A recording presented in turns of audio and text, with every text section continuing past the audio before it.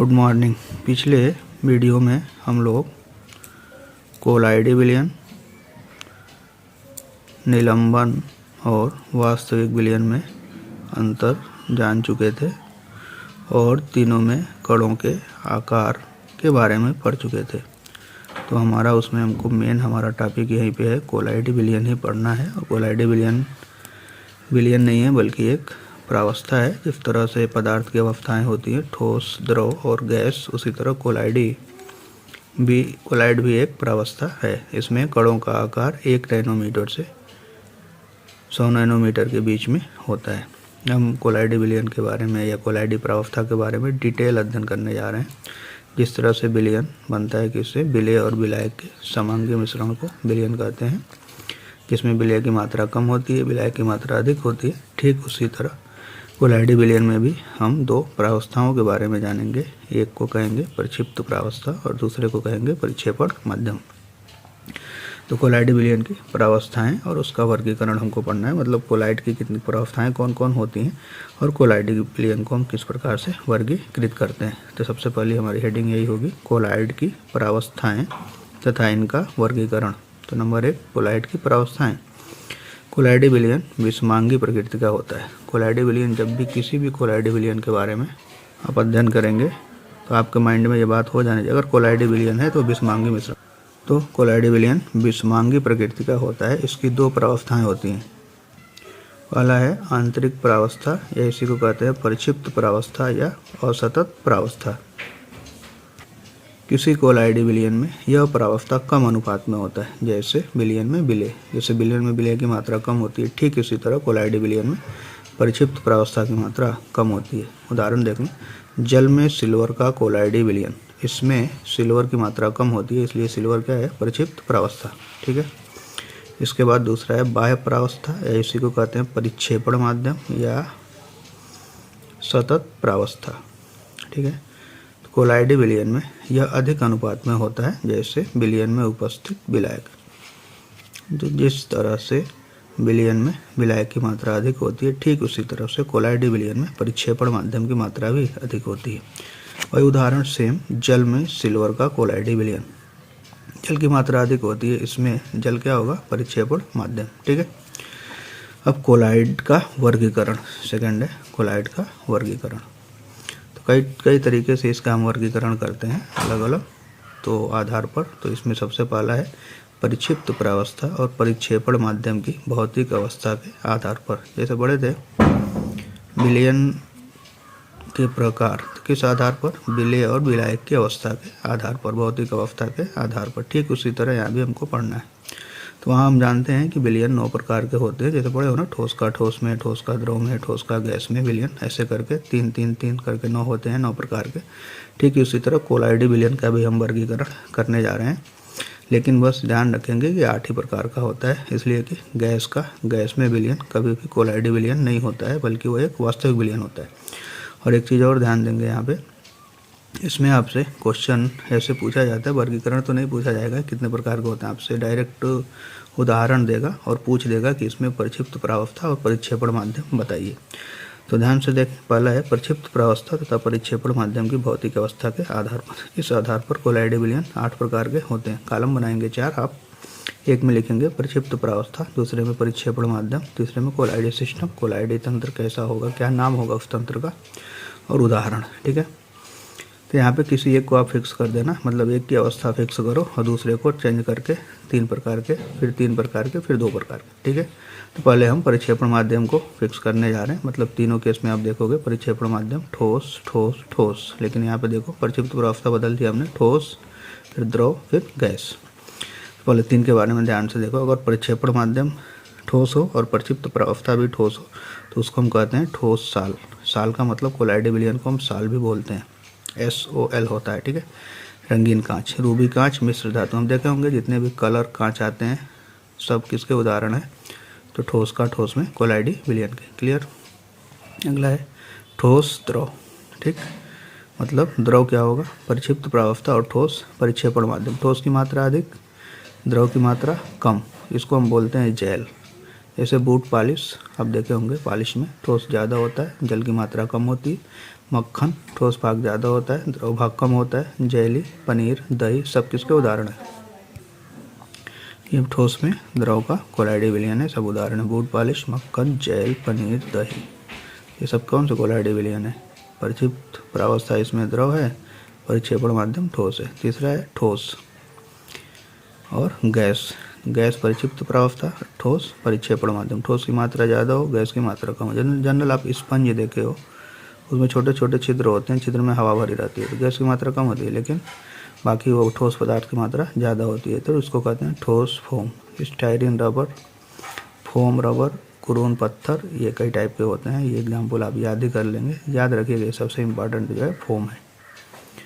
ये स्पंज होता है ना जनरल, आप आजकल तो ये सब क्या बोलते हैं ना, बेड पर बिछाने के लिए भी गद्दा बोलते हो जिसको आता है, वही फोम का रहा है, ठीक है। या जनरल आप जो गाड़ी चलाते हैं या साइकिल में जो उसके सीट के अंदर का जो स्पंज होता है, वही उदाहरण है इसका। किसका? ठोस में गैस का कोलाइडी विलयन। हो गया पहला 3।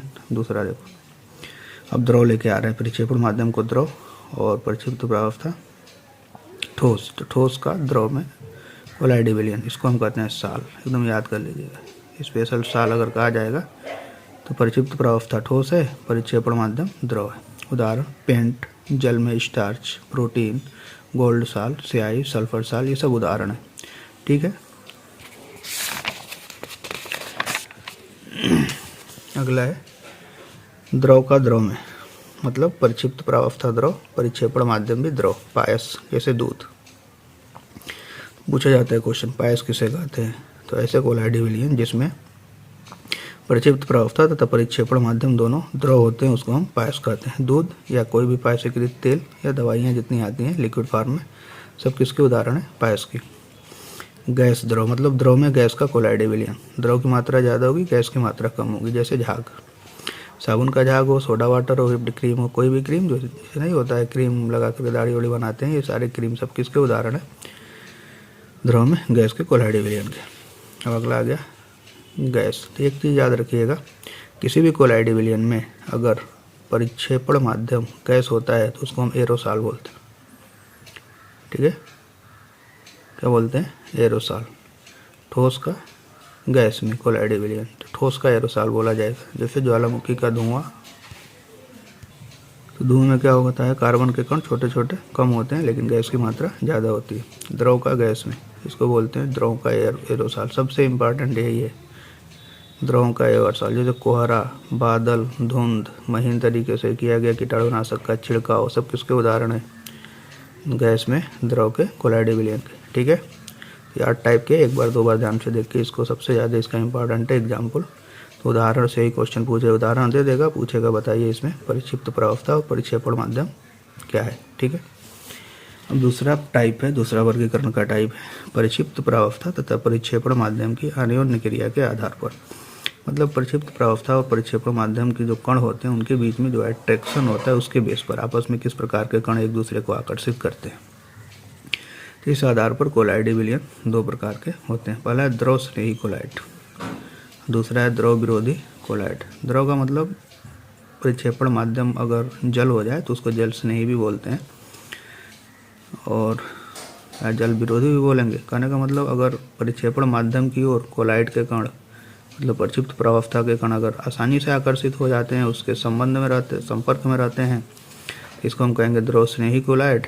और द्रव विरोधी मतलब दूर दूर रहेंगे, ठीक है। उदाहरण देखेंगे, एक क्या बोलते हैं डिफिनीशन, द्रव स्नेही कोलाइड, इसी को जल स्नेही अगर जल हो जाएगा परिक्षेपण माध्यम तो इसी को क्या कहेंगे? जल स्नेही कोलाइड। ऐसे कोलाइडी विलयन जिसमें परिक्षिप्त प्रावस्था की परिक्षेपण माध्यम के प्रति प्रबल बंधुता होती है, द्रव स्नेही कोलाइड कहलाते हैं, ठीक है। क्या मतलब है कि दोनों के बीच में अट्रैक्शन फोर्स ज़्यादा होता है, दोनों पास पास रहते हैं, एक दूसरे से दूर नहीं रहते हैं, तो इसी को क्या कहेंगे? जल स्नेही या द्रव स्नेही कोलाइड। दूसरा है द्रव विरोधी कोलाइड या जल विरोधी। ऐसे कोलाइडी विलयन जिसमें परिक्षिप्त प्रावस्था के कण तथा परिक्षेपण माध्यम के कणों के मध्य कोई बंधुता नहीं होती है, द्रव विरोधी कोलाइड कहलाते हैं। दोनों के उदाहरण अगर आप देख लें, पहला है द्रव स्नेही कोलाइड में गोंद, जिलेटिन, स्टार्च, प्रोटीन, रबड़, ये सब किसके उदाहरण है? द्रव स्नेही कोलाइड के। और द्रव विरोधी कोलाइड के धातु जैसे silver, gold, aluminium hydroxide, ferric hydroxide, धातु सल्फाइड के साल, ये जितने भी साल हैं सब किसके उदाहरण हैं? द्रव विरोधी के। तीसरा वर्गीकरण है परिक्षिप्त प्रवाहता के कणों के प्रकार के आधार पर, मतलब परिक्षिप्त प्रवाहता के जो कण हैं उन कणों के आकार पर कोलाइडी विलयन दो प्रकार के होते हैं। तो यहाँ पे सबसे पहले आप ये समझ लेंगे कि परिक्षिप्त प्रवाहता के कणों के आधार पर भी कोलाइडी अवस्था को हम डिफाइन करते हैं। कहने का मतलब अगर परिक्षिप्त प्रवाहता के कणों का आकार 1 नैनोमीटर से 100 नैनोमीटर के बीच में होता है तभी हम कहते हैं कि विलयन किस अवस्था में आ गया? कोलाइडी अवस्था में आ गया या कोलाइडी विलयन बन गया। तो इस आधार पर मान लीजिए बहुत से ऐसे विलयन होते हैं जिसमें परिक्षिप्त प्रवाहता के कणों का आकार छोटा होता है, 1 नैनोमीटर से कम होता है, जिसमें क्या होता है बहुत से मॉलिक्यूल्स, मान लीजिए छोटा आकार है लेकिन कई मॉलिक्यूल्स इकट्ठे होकर के ना इस आकार के रेंज में आ जाते हैं। एक कंडीशन तो ये होगा। एक में क्या होता है कि इनके कणों का आकार बहुत बड़ा होता है, ये टूट टूट के इस रेंज में आ जाते हैं। इस बेस पर हम दो प्रकार से डिवाइड करते हैं। इस आधार पर कोलाइडी विलयन की निम्नलिखित भागों में बांटा गया है परिक्षिप्त प्रवाहता के कणों के प्रकार के आधार पर। पहला है बहुआण्विक कोलाइड, ये डायरेक्ट डिफिनेशन पूछता है तो ध्यान से समझ लेंगे इसको। मल्टी मॉलिक्यूलर, जब परिक्षिप्त प्रवाहता के कणों को घोला जाता है तो पदार्थ के परमाणु या अणु परस्पर संगुणित होकर मिलकर बड़ा कोलाइडी कण बनाते हैं। तो इस प्रकार के कोलाइडी कणों को बहुआण्विक कोलाइड कहते हैं। कहने का मतलब इसमें जो होता है कणों का आकार छोटा होता है और ये छोटे छोटे कण मिलकर के बड़े कण में परिवर्तित हो जाते हैं। बड़े कण में परिवर्तित होने का मतलब कोलाइडी अवस्था के रेंज में आ जाते हैं, मतलब उनका आकार 1 नैनोमीटर से कम होगा, आपस में मिलेंगे, मिलके उनका 1 से 100 नैनोमीटर के बीच में उनका आकार जब आ जाएगा तो इस प्रकार का जो कोलाइडी विलयन बनता है उसको क्या बोलते हैं? बहुआण्विक कोलाइड। जैसे जब परिक्षिप्त प्रवाहता के कणों को घोला जाता है तो पदार्थ के परमाणु या अणु परस्पर संगुणित होकर बड़ा कोलाइड कण बनाते हैं। तो इस प्रकार के कोलाइडी कणों को क्या कहते हैं? बहुआण्विक कोलाइड। जैसे इन सालों में, साल का मतलब कोलाइडी विलयन, इन सालों में परिक्षिप्त प्रवाहता ऐसे अणु या परमाणु के संगुणन से बनती है जिनका आकार 1 नैनोमीटर से कम होता है। 1 नैनोमीटर से कम होगा लेकिन मिल के 1 नैनोमीटर से बड़े हो जाएंगे तो कोलाइडी विलयन बन जाएगा। उदाहरण में देख लो, स्वर्ण कणों का साल मतलब गोल्ड का साल, सल्फर साल आदि इसके उदाहरण है। ये दुर्बल वान डेर वाल्स बलों द्वारा बंधे होते हैं और इनमें सामान्यतः जल विरोधी गुण होता है। अगला है दीर्घाण्विक कोलाइड या माइक्रोमॉलिक्यूलर कोलाइड्स। इनमें क्या होगा? नाम से ही पता चले कण क्या होंगे? बड़े बड़े होंगे, वो टूट के छोटे होते होंगे। वहाँ पे क्या हो रहा था? छोटे छोटे मिलकर बड़े हो रहे थे, यहाँ बड़े को तोड़ के छोटा करेंगे। इनमें अणु बड़े आकार के होते हैं और घुलकर कोलाइडी सीमा के कण बनाते हैं। इस प्रकार के पदार्थ को दीर्घाण्विक कोलाइड कहते हैं। इनमें परिक्षिप्त प्रवाहता बनाने वाले कण सामान्यतः उच्च अणु भार वाले बहुलक होते हैं और उनका साइज क्या होगा? 100 नैनोमीटर से ज़्यादा होगा। ठीक है। प्राकृतिक रूप में पाए जाने वाले दीर्घाण्विक colloid starch, cellulose, protein, enzyme, gelatin आदि होते हैं। कृत्रिम दीर्घाण्विक कोलाइड के अंतर्गत संश्लेषित बहुलक जैसे नायलॉन, पॉलीथीन, प्लास्टिक, पॉलीस्टाइल आदि आते हैं। ये सारे उदाहरण हैं, आप पढ़ लेंगे। बस याद रखिएगा दोनों का डिफरेंस क्या है। एक है बहुआण्विक, मतलब बहुत से कण मिलकर के कोलाइडी अवस्था के रेंज में आते हैं। और दीर्घाण्विक कोलाइड, इसमें क्या होता है? बड़े कण हैं, टूट टूट के छोटा बन करके कोलाइडी अवस्था में आते हैं। ठीक है, ये इंपॉर्टेंट है, ये पूछता है दोनों का उदाहरण। जल स्नेही, जल विरोधी और बहुआण्विक, विरताण्विक, ये दोनों मतलब ये मतलब कि क्या बोलते हैं? क्लासिफिकेशन आपसे पूछा जाता है। और ये जल स्नेही लक्षण दर्शाते हैं।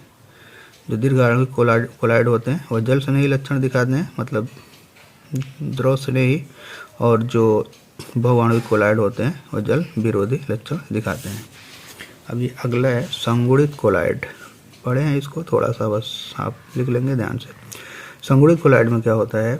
ऐसे पदार्थ जो निम्न सांद्रता पर किसी माध्यम में घोलने पर सामान्य वैद्युत अपघट्ट की तरह व्यवहार करते हैं। जैसे साबुन है, खूब ज़्यादा पानी है, थोड़ा सा आप उसमें घोल दो तो उस समय वह कोलाइडी विलयन नहीं बनाएंगे, बल्कि क्या बोलते हैं ना, वो जनरल सॉल्यूशन बना लेंगे, वास्तविक विलयन। लेकिन अगर साबुन की मात्रा आप बढ़ाते जाओगे तो अब ये साबुन के कण जब सांद्रता इनकी बढ़ेगी परिक्षिप्त प्रवाहता की विलयन में, तो ये कण अब कोलाइडी विलयन में बदलना परिवर्तित होना शुरू हो जाएंगे। बस वही है संगुणित कोलाइड क्या होता है। ऐसे पदार्थ जो निम्न सांद्रता पर किसी माध्यम में घोलने पर सामान्य वैद्युत अपघट्ट की तरह व्यवहार करते हैं, लेकिन देखो यहाँ से अंडरलाइन करके लिख लेना। उच्च सांद्रता पर संगुणित कणों के बनने के कारण इकट्ठे होकर के बन जाएंगे, ज़्यादा हो जाएंगे ना जब सांद्रता बढ़ेगी तो, कोलाइडी तंत्र की तरह व्यवहार करते हैं। इस प्रकार बनने वाले संगुणित कणों को क्या कहते हैं? मिसेल। नाम तो सुने ही होंगे ना, साबुन में बनता है। इनमें अणुओं के द्रव स्नेही और द्रव विरोधी समूह दोनों होते हैं। इसमें दोनों समूह होंगे, द्रव स्नेही भी होगा, द्रव विरोधी भी होगा। मिसेल क्या होता है? मिसेल विलयन में कोलाइडों के संगुणन से बने संगुणित कण होते हैं। कोलाइडों के संगुणन से जो कण बनता है उसी को क्या कहते हैं? मिसेल। जैसे साबुन, अपमार्जक। यह विशेष ताप जिसके ऊपर मिसेल बनना प्रारंभ होता है, वह विशेष ताप जिसके ऊपर मिसेल बनना प्रारंभ होता है उसे हम क्राफ्ट तापमान कहते हैं। कौन तापमान? क्राफ्ट तापमान। जिस टेम्परेचर के ऊपर कोलाइडी विलयन बनना शुरू होता है उसको हम क्या कहते हैं? क्राफ्ट तापमान। कोलाइडी विलयन का मतलब मिसेल का निर्माण स्टार्ट होता है। वह सांद्रण जिसके ऊपर मिसेल बनना प्रारंभ होता है उसे हम क्रांतिक मिसेल सांद्रण CMC कहलाता है। ये पूछा जाता है। वह सांद्रण जिससे ऊपर मिसेल का बनना प्रारंभ होता है क्रांतिक मिसेल सांद्रण या क्रिटिकल मिसेल कंसंट्रेशन कहलाता है। ठीक है। ये आयन बनाने में सक्षम होते हैं। आयन बनता है इनमें। मिसेल में 100 या इससे अधिक कणों का संगुणन होता है। उदाहरण, जब सोडियम स्टीयरेट को जल में घोला जाता है तो सोडियम आयन और स्टीयरेट आयन देता है। ये आपको पढ़े हैं हाई स्कूल में। C17H35CON ने सोडियम स्टीयरेट, ये साबुन है, घोल देते हैं तो क्या बन गया? स्टीयरेट आयन और सोडियम आयन। स्टीयरेट आयन संगुणित होकर आयनिक मिसेल बनाते हैं। यही इसी से मिसेल का निर्माण होता है। इसमें भी 2 पार्ट होते हैं, आप पढ़े भी हैं, जिसका आकार कोलाइड के समान होता है। इसमें 2 पार्ट क्या है देखो। इनमें C17H35 मूलक का लंबा हाइड्रोकार्बन भाग होता है जो जल विरोधी होता है। पढ़े हो ना, हाइड्रोकार्बन वाला जो भाग होता है ये जल विरोधी होता है। ये वाला, ये जो ये ऐसे डाटा ऐसे वक्र टाइप में बनाए हैं, ये जल विरोधी है, जल से दूर जाएगा। जो जल विरोधी होता है तथा कार्बोक्सिलेट भाग जल से नहीं होता है। CO माइनस, जहाँ ये सब माइनस किए हैं, minus minus minus minus minus, ये सब जल की तरह, मतलब सारे जल के पार्टिकल इधर हैं, ये सब जल है, मान लो ऐसे करके सब जल की तरफ आकर्षित होने वाले कार्बोक्सिलेट आयन हैं। इसलिए आकर्षित होते हैं क्योंकि इनका नेचर पोलर होता है और जल भी क्या है? पोलर सॉल्वेंट है। ठीक है। बाकी ये जो जल से दूर होंगे इसलिए जल विरोधी इनको कहा जाता है। ठीक है। तो आयनिक मिसेल कैसे बनता है तो आप बनाए हाई स्कूल में, इसको बना लेंगे, ज़्यादा इंपॉर्टेंट है, यहाँ के नहीं लिए, ये सिर्फ समझने के लिए हम बताते हैं। संगुणित कोलाइड। संगुणित में कोलाइड में क्या होता है? इसमें दोनों टाइप के पार्ट होते हैं, जल विरोधी और जल स्नेही। बहुआण्विक में सिर्फ जल विरोधी, बृहत आणविक में जल स्नेही पार्ट होता है। ठीक है। साबुन का मुख्य कार्य तेल या ग्रीस से उत्पन्न गंदगी के कणों को कोलाइडी कणों में बदलना है, इसलिए इन्हें पायसी कारक भी कहते हैं। क्या कहते हैं साबुन को? पायसी कारक। साबुन का मुख्य कार्य तेल या ग्रीस से उत्पन्न गंदगी के कणों को कोलाइडी कण में बदलना है। कोलाइडी कण में बदल गए तो मिसेल का निर्माण हुआ। यही मिसेल क्या होते हैं? जब हम पानी बहाते हैं ये इकट्ठे हो जाते हैं, जैसे ये इकट्ठा हुआ यहाँ पे जाकर सब इकट्ठे होगा, पानी डालेंगे, कमजोर हो जाएगी पकड़ कपड़ों पर, पानी के साथ बह के अलग हो जाते हैं और कपड़ा साफ हो जाता है। साबुन का मुख्य कार्य तेल या ग्रीस से उत्पन्न गंदगी के कणों को कोलाइडी कणों में बदलना है, इसलिए इन्हें पायसी कारक भी कहते हैं। अगली हेडिंग है हमारी कोलाइडी विलयन बनाने की विधियाँ। जितना जितना आगे हम जैसे जैसे बढ़ रहे हैं सब इंपॉर्टेंट पार्ट शुरू हो रहा है, ये आपको पढ़ना ही पड़ेगा, इसलिए कि कुछ है नहीं, यही बचा ही हुआ है, तो इसी से सारे क्वेश्चन एग्जाम में बनेंगे। कोलाइडी विलयन बनाने की विधियाँ। जल विरोधी तथा जल स्नेही कोलाइड विलयन को सामान्यतः निम्नलिखित विधियों द्वारा बनाया जाता है। तो जल स्नेही कोलाइड का निर्माण सामान्य ताप पर परिक्षिप्त प्रावस्था और परिक्षेपण माध्यम को मिलाने पर आसानी से जल स्नेही कोलाइड बन जाएगा, इसलिए कि दोनों में आपस में बंधुता होती है परिक्षिप्त प्रावस्था और परिक्षेपण माध्यम के कणों के बीच में। तो जैसे ही आप घोलोगे, उनको आपस में मिलाओगे तो तुरंत ही आपस में मिलकर कोलाइडी विलयन का निर्माण कर लेंगे। स्टार्च, गोंद, अंडा, एल्बुमिन आसानी से जल के साथ इस प्रकार के कोलाइडी विलयन बनाते हैं। ये उत्क्रमणीय प्रकृति के होते हैं, इनको अवक्षेपित करके पुनः कोलाइडी विलयन में बदला जा सकता है, कोलाइडी कणों में बदला जा सकता है। उत्क्रमणीय प्रकृति के होते हैं, इनको आप अवक्षेपित कर लेंगे तो फिर ये दोनों प्रावस्थाएं अलग अलग हो जाएंगी। ठीक है। अगला जल विरोधी कोलाइड बनाने की विधियाँ। ये इंपॉर्टेंट, ये पूछता है एग्जाम में। अगला है जल विरोधी कोलाइड बनाने की विधि है। सामान्यतः 2 विधियों द्वारा बनाए। पहला है संघनन विधि। इस विधि में छोटे कणों को कोलाइडी कणों में संघनित किया जाता है, जिसके लिए निम्नलिखित विधियों का उपयोग करते हैं। संघनन भी कई टाइप के होते हैं, तो इसमें सबसे पहला इसमें होगा क्या, छोटे कण है मिला देंगे, मिला के साइज को हम किसके रेंज में लेकर जाएंगे, कोलाइडी कणों के रेंज में। पहला है ऑक्सीकरण विधि। सल्फर का कोलाइडी विलयन प्राप्त करने के लिए हाइड्रोजन सल्फाइड के जलीय विलयन में ऑक्सीजन या अन्य ऑक्सीकारक जैसे नाइट्रिक एसिड, ब्रोमीन आदि को प्रवाहित किया जाता है। जनरल इसमें हम देख भी रहे हैं कि हाइड्रोजन सल्फाइड है, ऑक्सीजन से रिएक्शन कराओगे तो हाइड्रोजन का ऑक्साइड और सल्फर अलग हो जाएगा, तो ये सल्फर साल बनता है। क्या बनता है, सल्फर साल। ये सल्फर का कोलाइडी विलयन किस विधि से बना रहे हैं, ऑक्सीकरण विधि के द्वारा। देख से ही पता चला हाइड्रोजन के साथ ऑक्सीजन जुड़ रहा है तो ऑक्सीकरण हो रहा है, एक अपचयन हो रहा है, तो ऑक्सीकरण अपचयन, तो ये कौन सी विधि कहलाएगी, ऑक्सीकरण विधि के द्वारा सल्फर साल बन रहा है। ठीक है ना, सल्फर का ऑक्सीकरण ही हो रहा है ना, -2 से किस में जा रहा है, +2 में। तो ये रिएक्शन रिएक्शन तो आप जनरल पढ़े ही हो, ईजी है, लेकिन विधि आप याद रखेंगे, सिर्फ काफ़ी आसान है। अगला है अपचयन विधि, सेकंड। पहला ऑक्सीकरण हो गया, दूसरा अपचयन। विभिन्न धातुओं जैसे गोल्ड, सिल्वर, प्लेटिनम आदि का कोलाइडी विलयन इस विधि द्वारा बनाते हैं। इसके लिए इन धातुओं के लवण को उचित अपचायक जैसे formaldehyde, phenylhydrazine, hydrogen peroxide, stannous chloride आदि का प्रयोग करते हैं। तो सबसे इम्पॉर्टेंट है, आप इस पर रिएक्शन पर ध्यान देंगे। ये सिल्वर क्लोराइड है, सिल्वर नहीं बल्कि गोल्ड का क्लोराइड है, और ये स्टेनस क्लोराइड है।